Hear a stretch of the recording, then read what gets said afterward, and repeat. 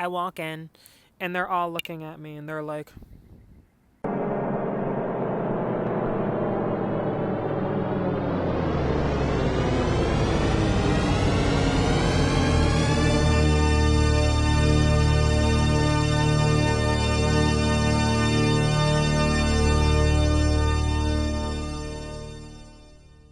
when I get out of the shower, as I'm getting ready for bed, I get a call from Snow on the phone. I get a FaceTime, and I pick up the FaceTime, and I'm like, what?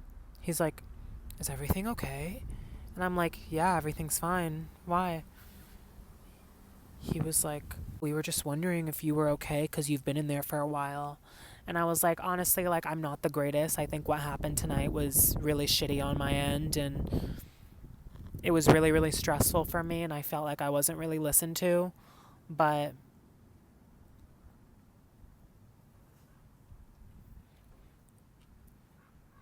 because when Red and Coin were gonna get an Uber, Red and Coin both kept on insisting that me and Snow continue on and to go bar hopping.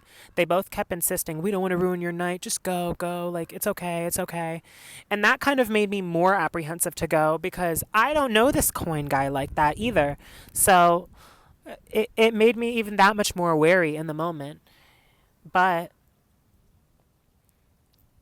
so I was telling Snow on the phone, I was like, I just don't feel like I was really being listened to tonight. It was really, really stressful and hard for me. And I think I just want to, I'm okay, but I'm also like not okay. Snow tells me, Jacob, everybody can hear you. You're on FaceTime. Like, everybody can hear you. And I snapped because I thought that it was a private conversation between me and Snow. And I was like, well, you can tell them all to get the fuck out my room. I go in, and they're all in the room staring at me. And I'm telling Red, I'm like, look, I really don't want to have this conversation tonight. I just want to go to bed. We can talk about it tomorrow. She was like, no, we're going to talk about it. We're going to talk about it. And I was just like, I don't want to talk about it. No one gives a fuck. Like, let's not. And so they were painting me out to be the bad guy. She was like, obviously, like, I wasn't trying to ruin anybody's night. I just wanted to make sure you're okay, because, like, you were taking a shower, but apparently you're not okay. Like, I was fucking fine. I was just taking a shower, but what happened tonight was not fucking it. But I don't want to talk about it tonight. Let's just talk about it tomorrow. And so then Red just got the fuck up and left. Snow left. And the only person that actually stayed was Coin. And me and Coin actually had a conversation. And I was pretty much just telling him where I was coming from and why I was apprehensive to continue going on. I said, one, just how the night started. I didn't really want to continue to go on bar hopping anyways. But I also wanted to just be protective over Red because, you know, we don't know you. We don't live here. She's drunk out of her mind. And it was just the decision that I wanted to make. And he was like, I actually respect you more for saying that. And like, he actually saw me and was having a conversation with me. And then I just went into it. I was also telling him, like, you know, it's been really stressful for me to be here, to have spent $400 and to fly all the way across the country to have a very, very awkward experience with my trip. Like, I came here to meet a friend, and now that you're completely intertwined and roped into this plan that was supposed to be me and my friend hanging out, you know, because, you know, me, Snow, and Red got the Airbnb. I don't remember if Coin pitched in any money or not, but the point is, the main idea of this trip was going to be me seeing, like, our intention on going was for me to see, you know, Snow, and for Red to come because she had a friend that she wanted to meet as well, but she was really going to be hanging out with us. And I didn't have a problem that, you know, Coin tagged along for all of it and even stayed at the Airbnb when he didn't pay for anything. But I think I was just telling him, like, I don't know, like, you've been very awkward and it's made it very hard for Snow and it's made it very hard for even me. And, you know, Red is even acting different because you're here, and I just think it's like a lot. I was just saying, like, it's kind of, you know, it's been very awkward, and I didn't spend all this time and energy flying across the country to have like an awkward ass trip. Like, I wanted to enjoy it, and I just thought we'd all be like a little more, it'd be more fun. He was like, what can I do? I was like, talk more. Like, okay, I'll try to do that. No, Red was just completely projecting her guilt onto me for fucking up the night because, she got drunk way too soon. And it's like everyone was mad at me and blaming me for fucking up the night because I was strong-hearted on wanting to just go home as well. Snow was a little mad with me because, I ruined his night, apparently, because I didn't want to continue going bar hopping with the random-ass couple. Yeah, my night wasn't ruined when you didn't want to just get up and follow me to the dance floor. You wanted to just sit your ass on the couch and talk to these random people while I swung on a swing alone. Besides the point, I woke up the next morning. No, everyone was really awkward. Red came upstairs and she was like, so are we good? I just want to come and say sorry because, I don't want things to be awkward for today. And I was just like, yeah, I guess we're good. But, I expected more of an actually sincere apology. And it's like I always had to,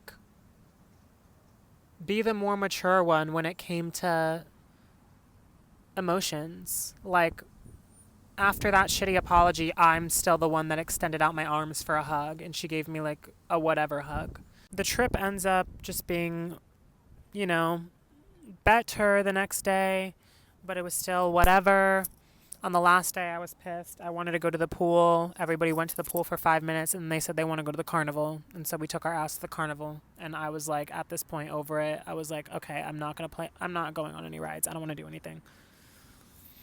But I ended up getting on the Ferris wheel. However, me and Red ended up going back home. She was like, I still had a really good time. And I was like, yeah, I think people could have been a little more considerate. And, I think it was a little dramatic and awkward that your friend was never really speaking, and it was just weird. She was like, I don't think it's awkward when people don't talk.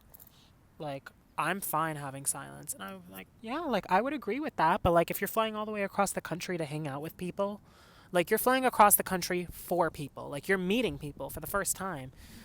Isn't that the time you would talk most, is when you're just meeting and getting to know each other? And for how quiet it was over the course of 4 or 5 days, no, that's not okay. It genuinely was so awkward. I can't. We ended up coming back from Virginia, and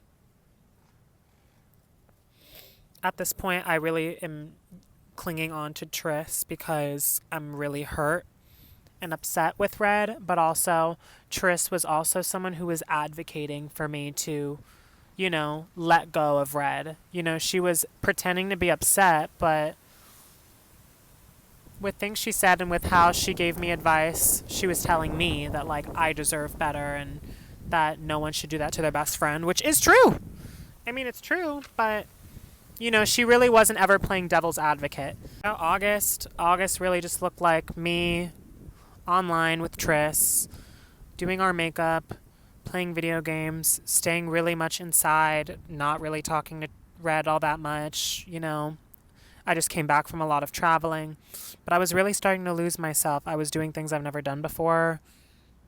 And of course, I was still pouring myself into something creatively, but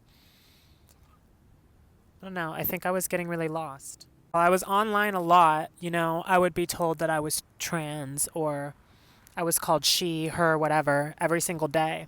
And not that I take offense to that. I don't take offense to that. It really doesn't bother me. But there came a point where I was also enabling Tris to be a bully online because Tris was, in my eyes, someone that I needed. There were times where I said she was going too far with the words that she was saying, but most of the time I would either keep it low key and hold back, or I would join in with her. And I don't know. I don't know. It's probably an issue with him. That's alright. It's his issue. I thought you looked way better. Oh my god. I'm lying. girl, we know what he's hiding. I think Tris was starting to have a really bad influence on not just my identity, but who I was becoming and how I was acting, because prior to Tris, I was never treating people like that. I'm not saying I didn't have my moments of attitude, I didn't have my moments of sass, and that I never made mistakes. You know, I was even I was a bully at one point in middle school for a year. I bullied one girl, and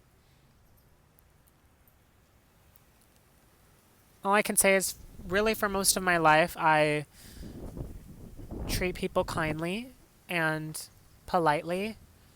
But when I was with Tris, things were getting, things were just changing for the worse. Things were getting different. And it like honestly disgusts me today to like look back at how I was acting because it's so far from who I really am. And it just, you know, I don't have regret, but I really do apologize honestly to anyone that I may have hurt with my words or my actions. I don't know if the same could be said for me if the wheels are reversed, because I think I was being hurt on that app online every single day and just being a sponge and taking it. Not an accurate representation of who I am, and everything I was doing was just, it was so like, it's funny. She wasn't manipulating me because I always saw through it, but I was holding on because I needed someone. I needed her. I needed a female friend that I could be close with, that I could have some sort of bond with, and that I could vent to about these problems with Red. You know what I mean? Again, I had other close friends. Yes. I had close friends online as well that I could have went to, but me and Tris specifically were like really getting close at this time. Like we were playing games every day, online every day. Like it, you know, she was becoming like the best friend. Tris also always made it very clear and vocalized when she disliked my friends, which were all of them. Even though she never met Red, she always expressed all the things she didn't like about Red through the things that I've shared, which I understand if you don't like certain things, but I think it's one thing to just feel that, and it's another thing to actually vocalize it over and over and over and say, I don't like your friend. Your friend's a fucked up friend for this reason and that reason, and da da da da. And even with all my other friends who I've met even before Tris somehow, Tristan liked Snow when she met Snow, Tristan like another friend of mine, Tristan like, you know, Red, and, you know, I knew Tris for the least amount of time. But because we were developing this bond, she was capitalizing on that. And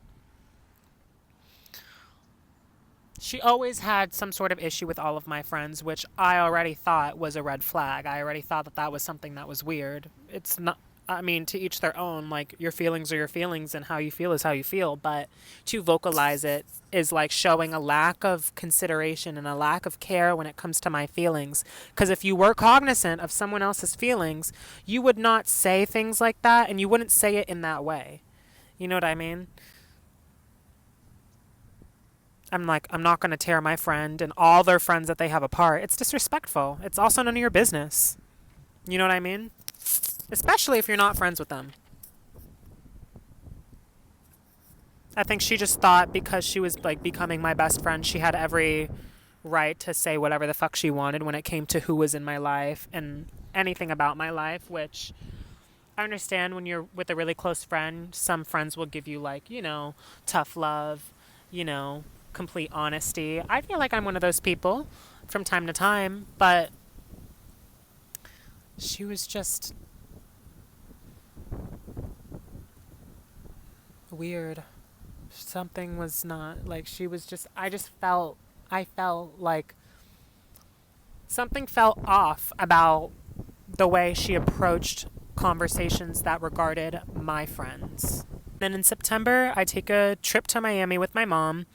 Everything is fine. It's actually a really fun trip.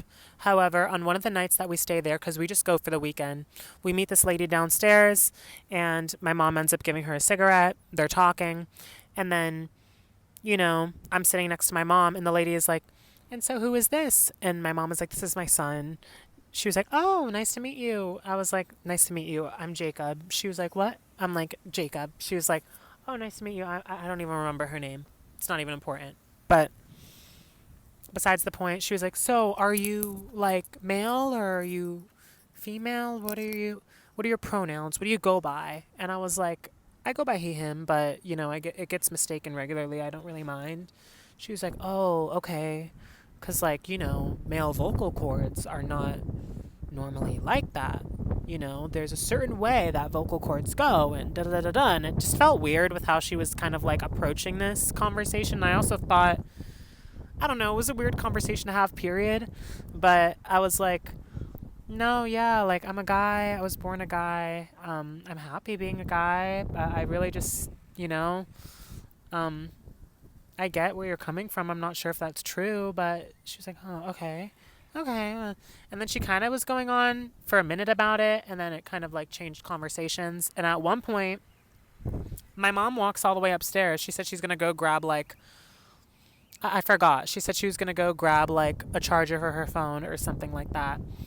And she never comes back. And I'm kind of stuck downstairs with this woman. Yes, I could have just left, but back then I was a very different person. I want you to understand something.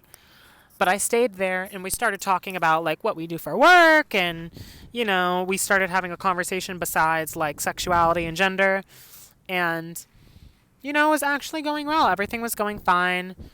Boy, was she talking so much. I mean, I really wanted to leave, but I didn't have that in me at the time to be able to just get up and leave.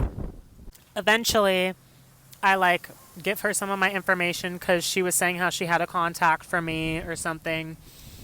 And I walk upstairs and I go into the bed where my mom is. And I was like immediately like mad and upset. I was like, why did you leave me out there with her alone? You never came back. She was like, oh, I'm sorry. Like, I didn't know. And I was like, and then I sat down and I just started crying to my mom and like expressing to her, like, I don't get it. Like, everyone says every single day I'm trans.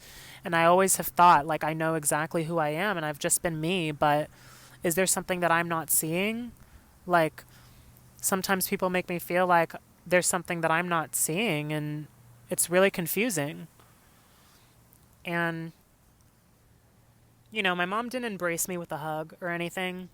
She's very set in. My mom is one of those kind of girls who is like very set on like, I wanted a son. I have a son. Like, boys are different than girls, and like mama's boy, da da da da. So that's very much her vibe. And rather than embrace me with a hug or anything, she just kind of puts her arm on my shoulder and she's like, you've always known who you are. Always. Which I appreciate. It was positive what she said. I just think I wanted more love in that moment than just like a like, almost like a hesitant, like, you've always known who you are. It made me feel even weird. It made me feel like, God forbid that ever was the case, that I was trans, that I would like absolutely never be accepted. So that even felt weird because at that moment I was starting to become confused with my identity. And to have that confusion and not have that sort of love that I was wishing for from my mom, that even hurt me too. She ended up helping me, like, through the advice that, like, through her response. Like, I still saw it as positive, but it still, at the same time, was like a double-edged sword. Like, it was helpful, but it still kind of cut because it made me realize, like, if that ever was the case, I feel like she really would not have my back. But I wiped my tears away. Everything's fine. One of the nights that we were in Miami, I go to this place for food. It's called the Palace. They have like a little drag performance show, whatever. And we're eating. And then we meet these two guys that are sitting next to us. And we're just talking. And eventually they recommend this bar that I should go to. Because me and my mom had intended to go to the bar together. And we end up going to the bar. And halfway there, my mom like pulls over and she's like, I'm not feeling well. Like, I need to go home. You wouldn't be mad if I went home early, would you? And I was like, no, I wouldn't be mad. She was like, would you still want to go? And I was like, yeah, I'll go. And so this was my very first time ever going to a bar alone. Later on, talking to my mom actually said that she plotted that on purpose. She wanted me to be able to get out on my own and just experience that, which I really appreciate from her. And I ended up going to the bar alone. it was a good experience, you know. With that being said, I think a bar would be more fun with friends. I think the point, at least for me, would be to like hang with friends, enjoy the music, talk, have drinks, you know, maybe meet a few people, whatever. But I think that night really consisted of me initiating and going out to strike conversation. Like, and sometimes it's not about, you know, going out to strike. It's just about going and having a cool time, even if that's somewhere in the middle. You know what I mean? Just going and chilling. But I feel like I made a very conscious effort to try and talk to lots of people because, you know, at bars, people are really in groups and they're very much just to themselves. It was an interesting experience, but I was still very, very proud of myself for being able to enjoy my time and also talk to people because at that time, that wasn't really something that I was sure of or confident in myself in. Yes, I gained a little bit of reassurance through the Yucca trip, Elle's birthday, and a few other moments, but I was still at a place in my life where I wasn't fully confident in my ability to make friends and do things on my own because I was still very much stuck in codependence. And it was a really, really good and refreshing experience for me to get out. I'm not saying I had the most fun, but it was definitely a moment that showed me a side of myself and proved something to me that made me feel really good. And I still ended up just having a good time. I get back home, the night ends. We got back from Miami and we got back home. And by home, I mean Florida, because I was still staying there for a little bit after Miami. I posted my first TikTok, and it was a vlog. It was a Miami trip vlog. That was the very first video I ever posted, and from that day forward, I told myself, you know, I'm going to make content and see where this goes. And that is when I began TikTok. Welcome to my classroom. This is the first day of school, and we are going to do icebreakers. So everyone, one by one, is going to tell me a little bit about themselves. Let us start off with you. I like to draw, and I want to be an astronaut when I'm older. Good. And now Jacob. Hi, I'm Jacob. I also like to draw, and I also want to be an astronaut when I get older. Very nice. You know, at first, the TikTok thing, it wasn't really working. It was hard for me to come up with content ideas, and I, you know, was so in my head about everything, and I didn't really know how to show up, like especially in front of the camera as myself. It always felt very awkward for me. And I think it's because I was so in my head about how should I be coming across to capture a certain audience and, you know, grab their attention, but also how should I be myself? And the truth is, I didn't really know myself at that time. And it just needed to take time. My road to TikTok was definitely not like trial and error and learning. Yes, there was a lot that I learned. Again, I already had a little bit of an uphand in editing because I made Vine edits back then, like I mentioned. And I was always someone that really liked making content.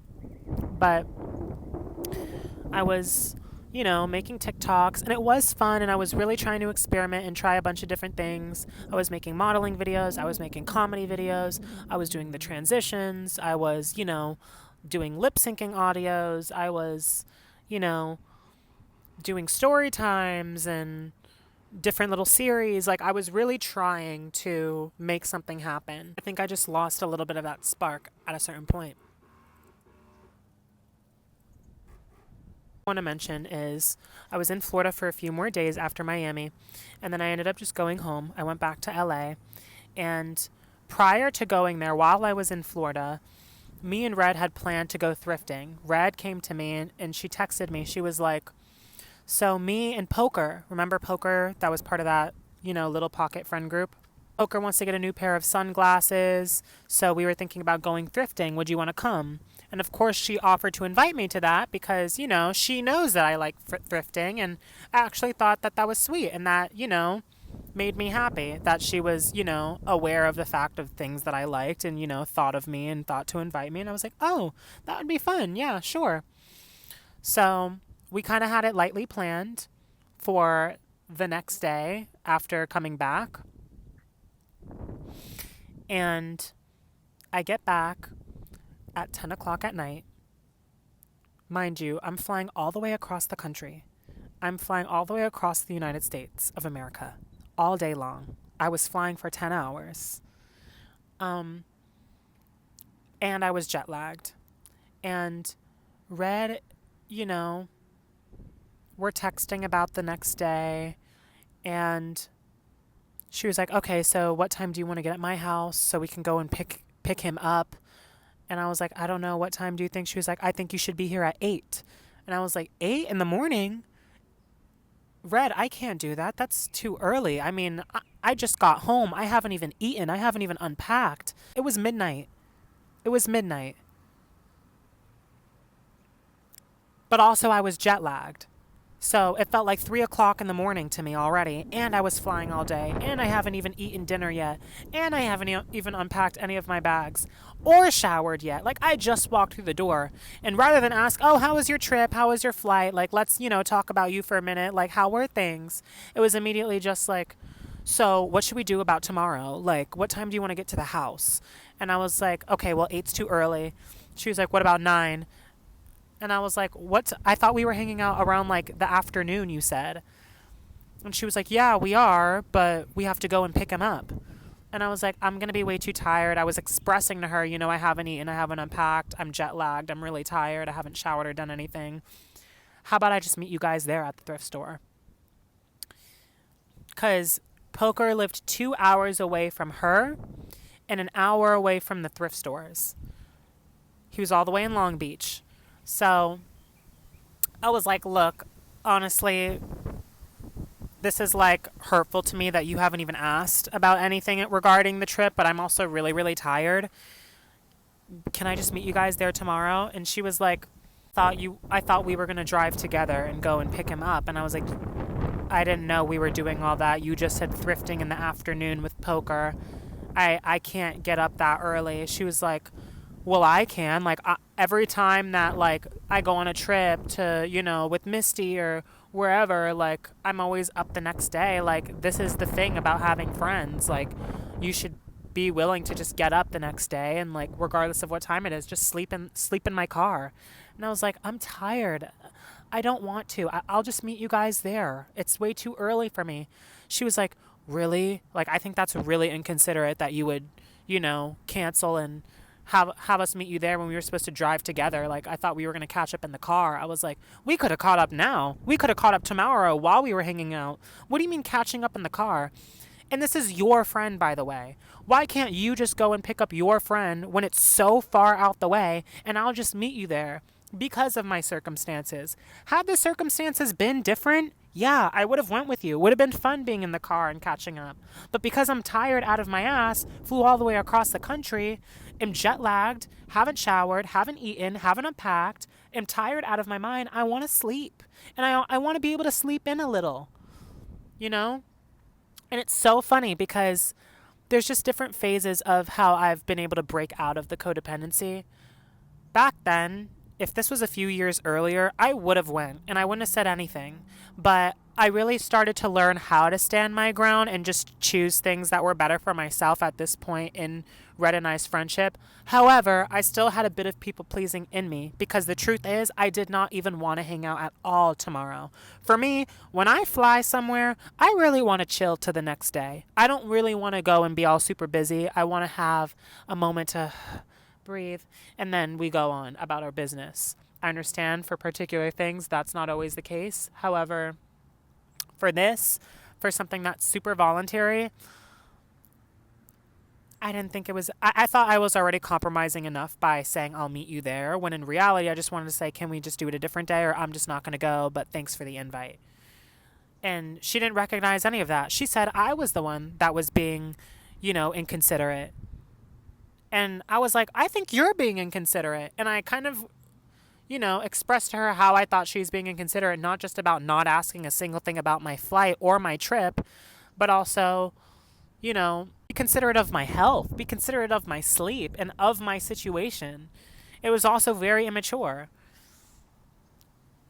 And so, yeah, I'm kind of laying into her at this point, telling her how she's being inconsiderate and how it's really hurtful. While I was in the airport, by the way, I just have to mention, side note, while I was in the airport, she called me at some point to tell me about some like boy she was talking to on Instagram and how the ex reached out and sent her a video of them having, I was in the shuttle like trying to get to my next gate, and I couldn't hear her for a minute because the shuttle cut out my internet, so I couldn't really connect to her. And when I got out, I was just walking up the stairs and I was walking around and I just said something. I wasn't saying it to, I was like, oh my God, they have a Mac store here? I didn't know they have a Mac store, because I had a layover in Texas. I think it was Dallas, or it might have been Atlanta. I'm not sure where it was, but they had a Mac store, and I said it on the phone. I was like, oh my God, like, I can't believe they have a Mac store here. I've never seen that. Bitch, no one cares about the fucking Mac store. But, yeah, did you see what I sent you on Instagram? And I was like, no, I didn't. I'm at the airport. Like, I'm literally walking to my next gate so I don't miss boarding. It was so much about her. It was so much about her. I lay into her. I tell her how she's being inconsiderate. And then she goes, Jacob, it's been really hard for me. You don't know what I'm going through right now. I'm really fucking depressed and I can't deal with this right now and you're not helping. And who I was in that moment, I just sucked it up and I said, you know what? Red, I care about you. Like, I'm not trying to be inconsiderate, but I need you to be considerate of, my health and my feelings. And I'm really tired. And I'm sorry if, like, I'm upsetting you by not driving in the car, but I'm just really tired. And,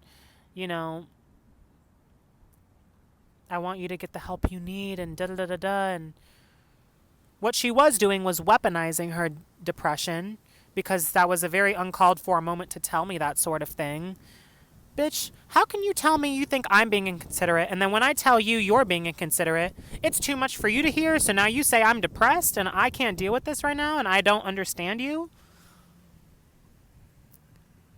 Whatever.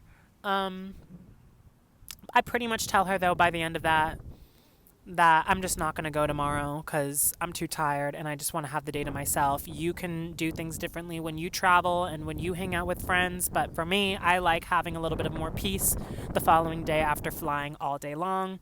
So, yeah, I'm sorry. And, I want you to know I love you. And I don't even remember if she said I love you back, but she was like, okay. And I was like, okay, bye, good night. Like, I was able to reel it in and handle things very maturely and still show her compassion and love, despite her not only weaponizing her depression on me, but also being rude to me and being a bad friend to me for being inconsiderate and for blowing it up out of proportion and putting blame on me when there's nothing to blame. I mean, if you have plans with a friend, let me ask you something. If it was you, and you already have plans to hang out with your friend, and you think of your other friend, and you're like, do you want to tag along? Do you want to hang out with us? Your friend flies all day long. They say, oh, like, I just haven't showered. I haven't unpacked. I haven't eaten. I haven't, done anything. I'll meet you guys there, though. Do you think you'd be like, oh, okay, well, go eat something. Like, take care of yourself.